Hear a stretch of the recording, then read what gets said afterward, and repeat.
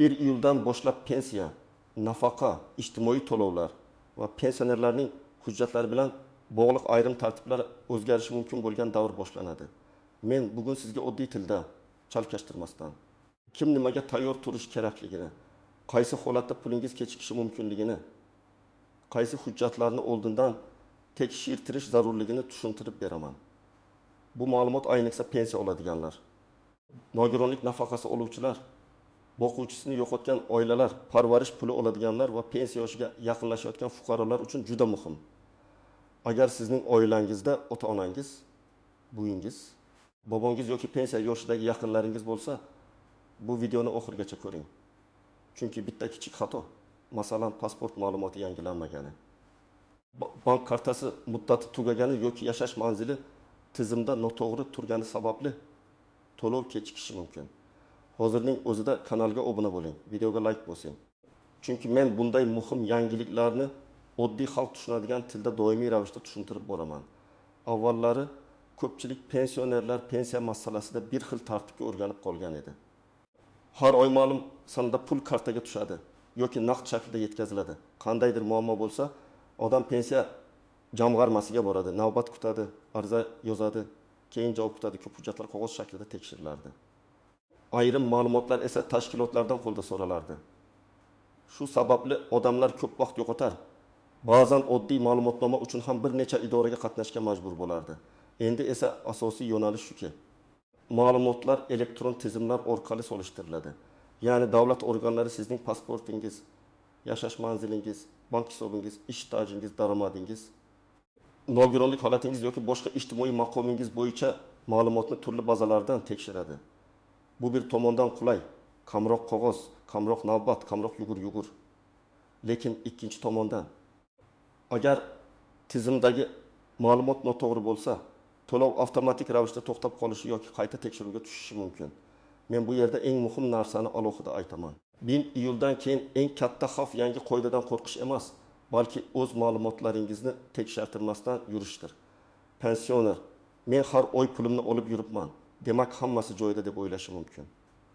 Ammo bank kartasi muddati tugayotgan bo'lsa, pasport almashtirilgan bo'lsa, familiya yoki manzil o'zgargan bo'lsa, tizimda nomuvofiqlik chiqishi ehtimoli bor. Shuning uchun tayyorgarlik ko'rish kerak. Birinchi navbatda pensiya va nafaqa oluvchilarning shaxsiy ma'lumotlari aniq bo'lishi kerak. Masalan, fuqaro yangi ID karta olgan bo'lsa, lekin bankda eski pasport ma'lumoti turgan bo'lsa, to'lov jarayonida savol paydo bo'lishi mumkin. Yoki odam boshqa tumanga ko'chgan, lekin doimiy ro'yxat ma'lumoti yangilanmagan bo'lsa, u qaysi hudud bo'yicha xizmat ko'rsatilishi kerakligi masalasida chalkashlik yuzaga keladi. Oddiy misol keltiraman. Toshkent viloyatida yashaydigan 68 yoshli pensioner ayol har oy 1.200.000 so'm pensiya oladi. U yaqinda ID karta oldi, lekin bank filialiga borib ma'lumotlarini yangilamadi. Pensiya kartaga tushish kerak bo'lgan kuni pul kechikdi. Ayol pensiyani kamaytirishdi deb o'ylaydi, vahimaga tushadi. Aslida sabab boshqa. Bankdagi shaxsiy ma'lumot bilan davlat tizimidagi ma'lumot mos kelmay qolgan. Bunday holatda pul yo'qolib ketmaydi. Lekin kechikishi, tekshiruv cho'zilishi, odamning asabi buzilishi mumkin. Ikkinchi muhim masala bank kartalari. Hozir ko'p to'lov karta orqali amalga oshiriladi. Agar karta muddati iyul, avgust yoki sentyabr oylarida tugasa, pensioner buni oldindan bilishi kerak. Ko'pchilik kartaning old tomonidagi amal qilish muddatiga e'tibor bermaydi. Karta ishlamay qolsa, pensiya kelmagan deb o'ylaydi. Aslida pul hisobga tushgan bo'lishi mumkin, lekin karta muddati tugagani sabab undan foydalanib bo'lmaydi. Shuning uchun men har bir pensionerga va ularning farzandlariga aytaman. Bugunoq kartaning muddatini tekshiring. Agar tugayotgan bo'lsa, bankka boring va yangisini rasmiylashtiring. Uchinchi masala ishlayotgan pensionerlar bilan bog'liq. Ayrim pensionerlar pensiya olishi bilan birga rasmiy ishlaydi. Ularning daromadi, mehnat shartnomasi, soliq va ijtimoiy ma'lumotlari elektron bazalarda ko'rinadi. Agar qonunchilikda ma'lum turdagi to'lovlar daromadga bog'liq bo'lsa, tizim buni avtomatik ko'rishi mumkin. Masalan, oddiy yoshga doir pensiya bilan ayrim ijtimoiy yordam turlari bir xil emas. Pensiya insonning mehnat staji va qonuniy huquqi asosida beriladi. Lekin kam ta'minlanganlikka asoslangan yordamlar oilaning daromadi, mulki, yashash holati bo'yicha baholanishi mumkin.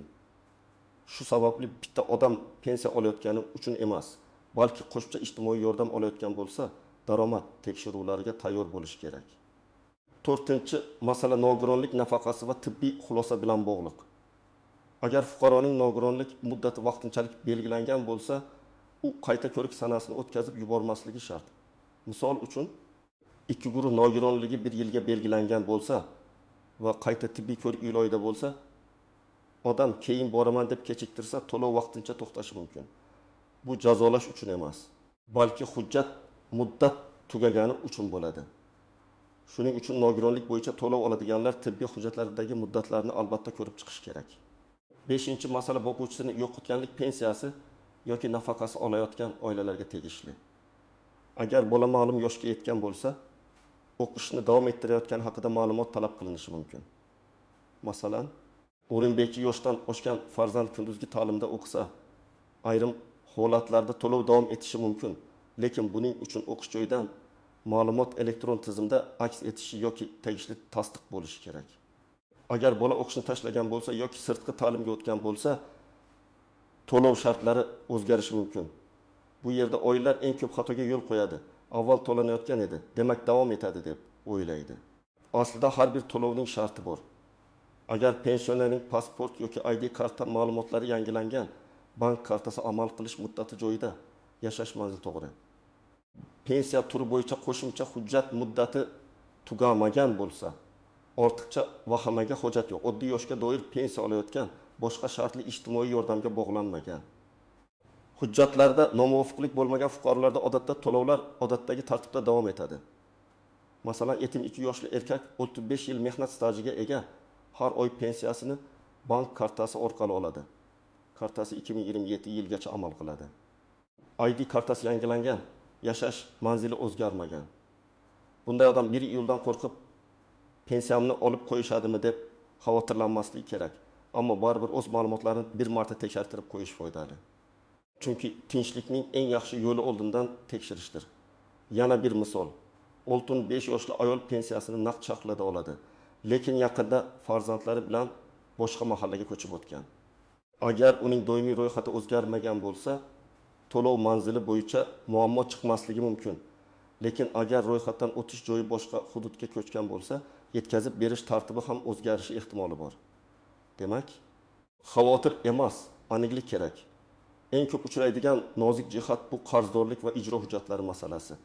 Ayrim fuqarolarda aliment, kredit, kommunal qarz yoki sud qarori bo'yicha ushlab qolishlar bo'lishi mumkin. Pensiya hisobiga pul tushganda odam kutilgandan kamroq summa ko'rishi mumkin. U darhol pensiyani kamaytirishdi deb xulosa qiladi. Lekin aslida bank yoki ijro organlari orqali ma'lum miqdorda ushlab qolish bo'lishi ehtimoli bor. Bunday vaziyatda birinchi navbatda pensiya jamg'armasiga emas, bankdan hisob ko'chirmasini olib, pul qayerga ketganini ko'rish kerak. Agar ushlab qolish bo'lsa, uning asosi bo'ladi. Ikkinchi nozik jihat ortiqcha to'langan mablag'larni qaytarish masalasi. Ba'zan odam ma'lum imtiyoz yoki nafaqa oladi, lekin keyin ma'lum bo'ladiki, u shartga mos kelmay qolgan. Masalan, oilaning daromadi oshgan, talaba o'qishni davom ettirmagan, nogironlik muddati tugagan yoki yashash holati o'zgargan. Agar tizim buni kech aniqlasa, ortiqcha to'langan mablag'ni qaytarish talabi qo'yilishi mumkin. Men har doim maslahat beraman. Holatingiz o'zgarsa, buni yashirmang, chunki elektron tizimlar baribir solishtiradi. Vaqtida xabar berish keyingi muammolarning oldini oladi. 3-nozik jihat ishonchnoma orqali pensiya olish. Ayrim keksalar sog'lig'i sabab banka yoki idoraga bora olmaydi. Farzandi yoki yaqiniga ishonchnoma beradi. Bu qonuniy yo'l, lekin ishonchnomaning muddati, matni va vakolatlari to'g'ri bo'lishi kerak. Masalan, ishonchnomada faqat bank kartasini olish vakolati yozilgan bo'lsa, boshqa ariza topshirish uchun yetmasligi mumkin. Yoki ishonchnoma muddati tugagan bo'lsa, yaqin kishi pensiya bilan bog'liq amallarni bajara olmaydi. Shu sababli ishonchnoma bergan oilalarda hujjat muddatini albatta tekshirish kerak. 4-nozik jihat chet elga chiqib ketgan pensiyalar bilan bog'liq. Agar fuqaro uzoq muddat xorijda bo'lsa, pensiya to'lovlari tartibi, tasdiqlash hujjatlari yoki bank amaliyotlarida qo'shimcha talablar yuzaga kelishi mumkin. Ayniqsa pensionerning o'zi O'zbekistonda bo'lmasa, uning nomidan kim harakat qilayotgani, ishonchnoma bor yo'qligi. bank kartasidan kim foydalanayotgani muhim bo'ladi. Bu masalada har bir holat alohida tekshiriladi. Shuning uchun chet eldagi pensionerlar yaqinlari orqali emas, rasmiy manbalar orqali tartibni aniqlab olgani ma'qul. 5-nozik jihat oilaviy holat o'zgarishi. Masalan, turmush o'rtog'i vafot etgan, boquvchisini yo'qotganlik bo'yicha huquq paydo bo'lgan yoki aksincha avvalgi huquq tugagan bo'lishi mumkin. Ba'zi odamlar men buni idoraga aytmasam ham bo'ladi deb o'ylaydi. Lekin faqat yo'q, soliq, bank, tibbiy va boshqa tizimlar bosqichma-bosqich bog'lanib borayotgani uchun ma'lumotlar baribir ko'rinadi. Rasmiy holatingiz bilan oladigan to'lovingiz mos bo'lishi kerak. Endi eng kerakli qismga o'tamiz. Men sizga aniq qadamlarni aytaman. Birinchi qadam, shaxsiy hujjatlaringizni tekshiring.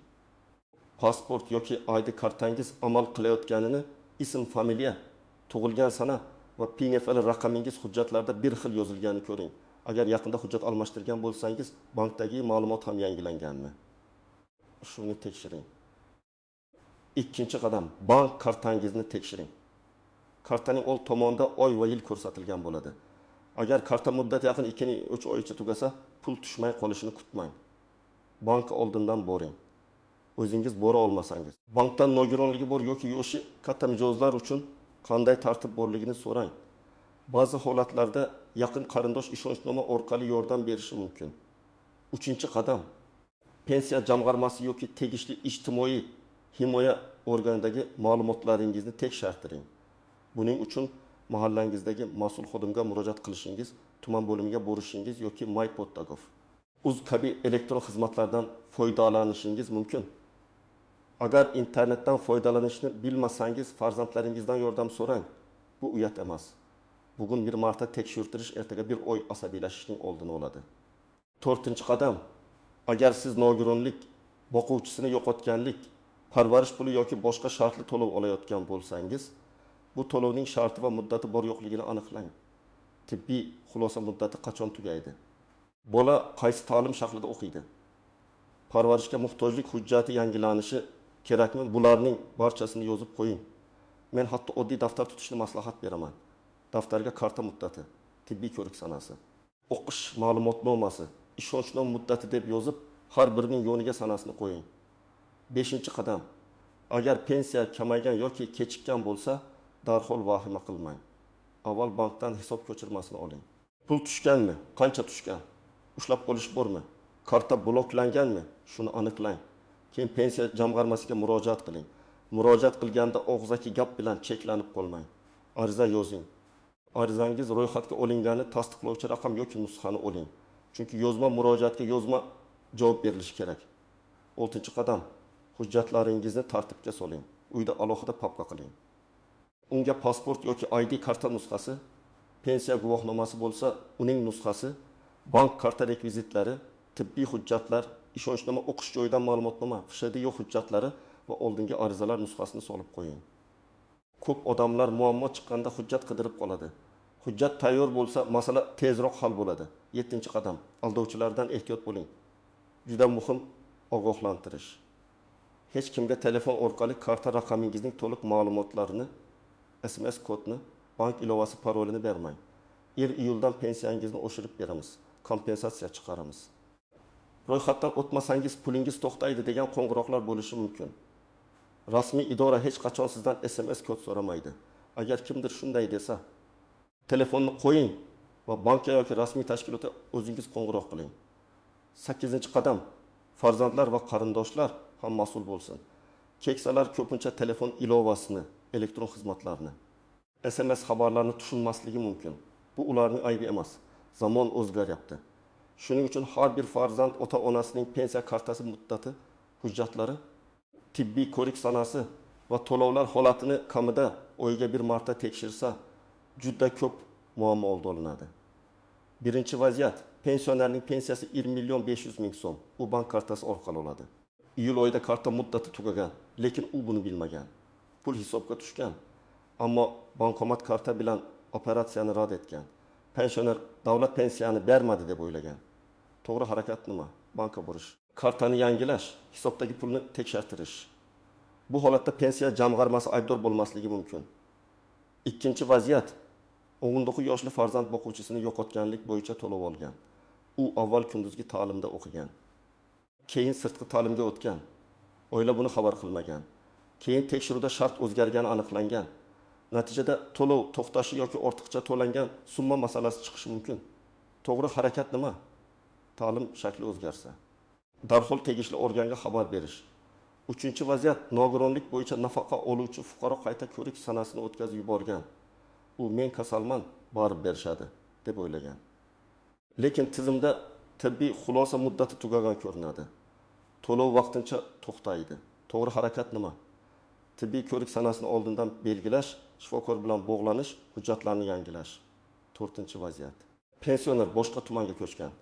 Bank kartasi bor, pul tushadi, lekin u qo'shimcha ijtimoiy yordam ham olgan.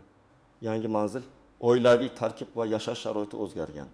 Agar bu yordam kam ta'minlanganlik mezonlariga bog'liq bo'lsa, qayta baholash talab qilinishi mumkin. To'g'ri harakat nima? Mahallaga va tegishli ijtimoiy himoya organiga yangi holatni ma'lum qilish. 1 iyuldan keyingi davrda eng muhim narsa qo'rqish emas, tayyor turishdir. Pensiya yoki nafaqa o'z-o'zidan yo'q bo'lib qolmaydi.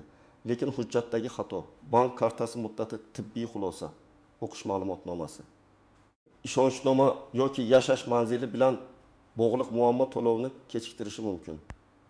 Men sizga tavsiya qilaman, bugunoq hujjatlaringizni, bank kartangizni va to'lov shartlaringizni tekshiring. Agar yaqinlaringiz pensioner bo'lsa, ularga yordam bering. Izohlarda yozing. Sizning hududingizda pensiya yoki nafaqa olishda qanday muammolar uchrayapti? Pul kechikdimi? Karta bilan muammo bo'ldimi? Hujjat talab qilishdimi? Sizning tajribangiz boshqa odamlarga ham foyda beradi. Videoga like bosing, kanalga obuna bo'ling va bu videoni ota-onangizga, qo'shnilaringizga, pensioner tanishlaringizga yuboring. Chunki bitta vaqtida ko'rilgan ma'lumot kimningdir pensiyasi kechikmay, o'z vaqtida olinib turishiga sabab bo'lishi mumkin.